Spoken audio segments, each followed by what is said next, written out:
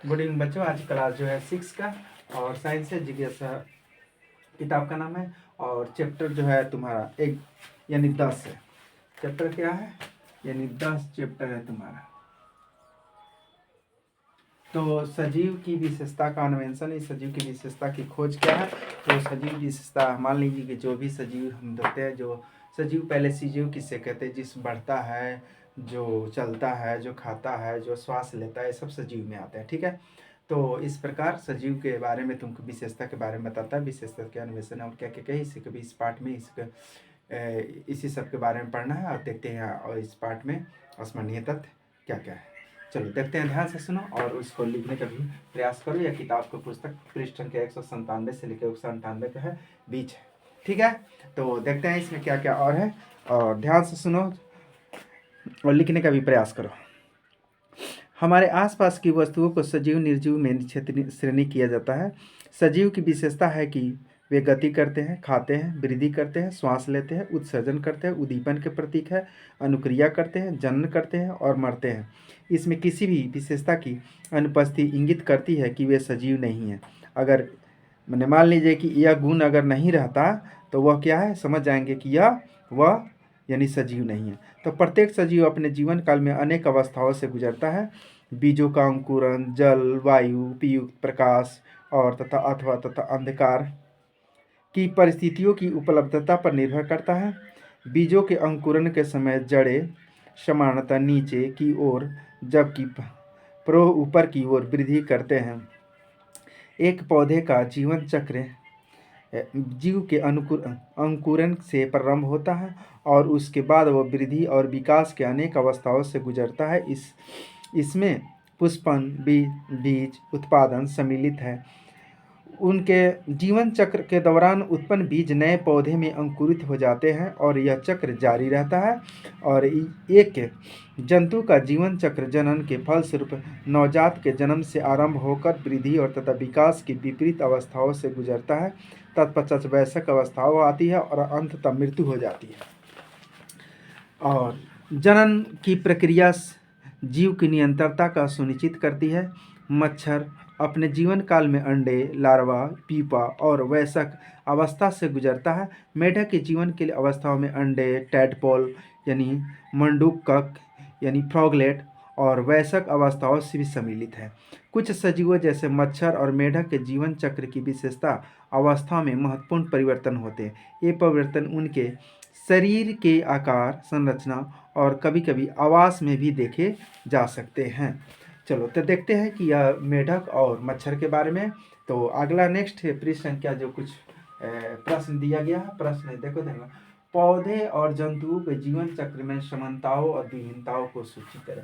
देखो पौधे और जंतु, तो पेड़ पौधा तुम लोग तो देखता है, जानता है। जंतु का मतलब यानी कि उसमें जीव जंतु जो भी है, गाय भैंस जितने प्रकार के जीव जंतु, सभी प्रकार के जीव जंतु में की विशेषता और पेड़ पौधे के बारे में। तो देखते हैं कि दोनों में विविधता क्या है और विभिन्नता क्या है। तो पेड़ पौधे समझ लो कि पेड़ पौधे जो है गति नहीं करते, वे चलते नहीं है, श्वास छोड़ते हैं और यह ऑक्सीजन ले यानी कि कार्बन डाइऑक्साइड लेते हैं, ऑक्सीजन छोड़ते हैं। लेकिन और वहीं जो है और जंतु क्या करते हैं, जंतु एक जगह नहीं रहते। जंतु क्या करते हैं, जंतु चलते फिरते घूमते फिरते इधर उधर रहते हैं। लेकिन वे पेड़ पौधा जहाँ है वे अस्थायी रूप से रहते, पेड़ पौधे यानी चलते नहीं हैं। तो मान लीजिए कि ये समानता में आ जाएगा। समानता में मतलब क्या होगा, समानता में वो भी सांस लेता है, सूर्य के प्रकाश में वो भी, हम लोग भी सांस लेते हैं छोड़ते हैं। तो ये समानता होगा। विभिन्नता में वहाँ के जाके वे गति नहीं करते, हम लोग गति करते हैं, जल्दी क्या गति करते हैं। यही समानता और विभिन्नता में को देखना है। देखो ध्यान से क्या क्या और दिया हुआ है। देखो समानताएं क्या क्या है।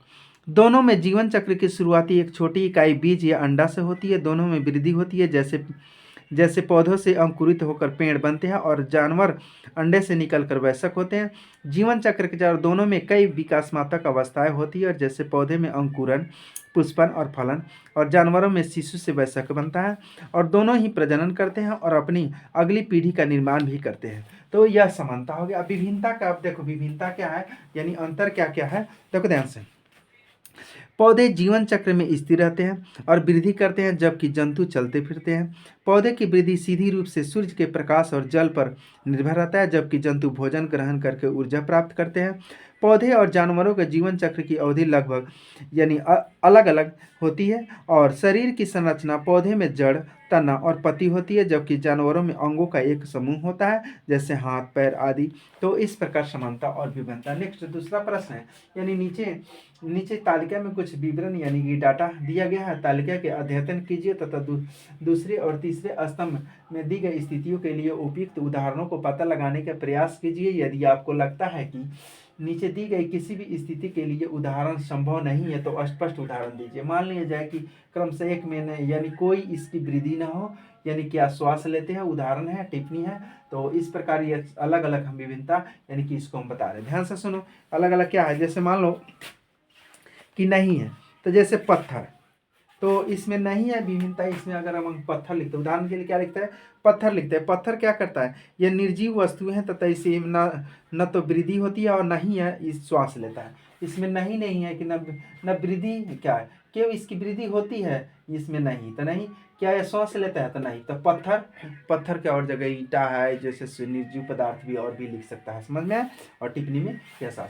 दूसरा में कह रहा है कि देखो, दूसरा सवाल है कि यह नहीं यानी वृद्धि नहीं करता है लेकिन श्वास लेता है। वृद्धि नहीं करता है कि लेकिन क्या करता है, श्वास लेता है। तो बताओ, मान लीजिए कि फुफुद, देखो यानी फुफुद और इष्ट यह वृद्धि करता है। फुफुद और इष्ट क्या करता है, यानी वृद्धि करता है, क्योंकि यह जीवित है और तथा श्वास लेते हैं लेकिन इसमें वृद्धि नहीं होती।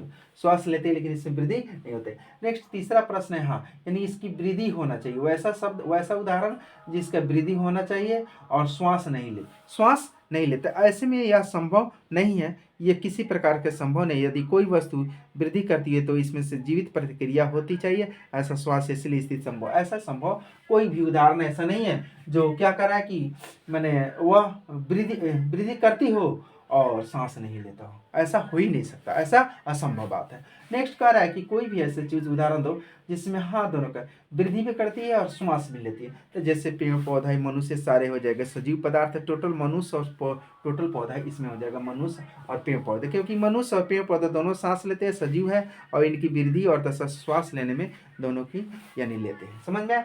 नेक्स्ट तीसरा प्रश्न आपने सीखा है कि बीजों का अंकुरण के लिए विभिन्न परिस्थितियों की आवश्यकता होती है और अनाजों और दालों के उपयुक्त भंडारण के लिए हम ज्ञान का उपयोग किस प्रकार कर सकते हैं। तो देखो यानी कि तीसरा प्रश्न क्या कह रहा है कि बीज अंकुरण की प्रक्रिया और बीजों के अंकुरण होते हैं तथा के लिए देखो आवश्यक परिस्थितियों के बारे में जाने तथा अनाज और दालों के लिए आदर्श भंडारण स्थिति की पहचान करें, जिसमें कम नमी और ठंडा और तापमान शामिल हो। नमी को अंदर जाने से रोका और तथा अंकुरण को रोकने के लिए अनाज और दालों को यानी कि वायुरोधी कटेदार में भी रखे। मान लीजिए कि दाल है, चाहे जो भी सजीव, अगर मान लीजिए कि अगर उपजदार है तो उसको अगर दाल है, धान चावल जो भी है, अगर उसको तो क्या कर रहा है, उसको एक ऐसे जगह रखे जिससे नमी से भीजे नहीं, और उसे सुखा कर रखे जिसके यानी कि नमी युक्त नहीं हो, जिस प्रकार वह जो है यानी बहुत दिनों तक सुरक्षित रख सकते हैं। चलो नेक्स्ट क्वेश्चन है, अपने आप सीखा है कि टैडपोल की एक पूंछ होती है,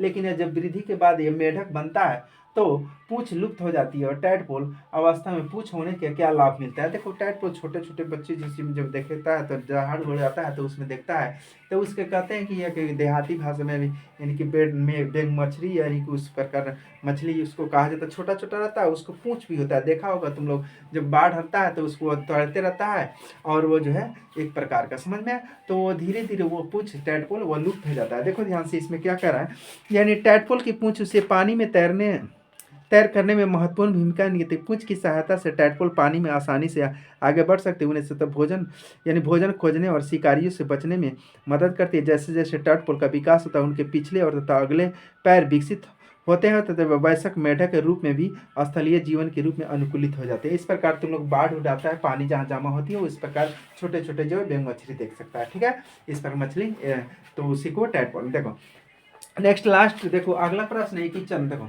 यानी चरण का कहना है कि चरण नाम है, चरण का कहना है कि देखो यानी चरण का कहना है, ध्यान से सुनो, लकड़ी है, एक मिनट रुको, यहाँ लड़की लिखा गया है, यहाँ होगा, देखो लकड़ी यानी लकड़ी का लाठा निर्जीव, देखो लकड़ी का लाठा निर्जीव है और तथा क्योंकि इसमें से गति नहीं होती है तथा विपरीत चारों ने इसे सजीव मानती है।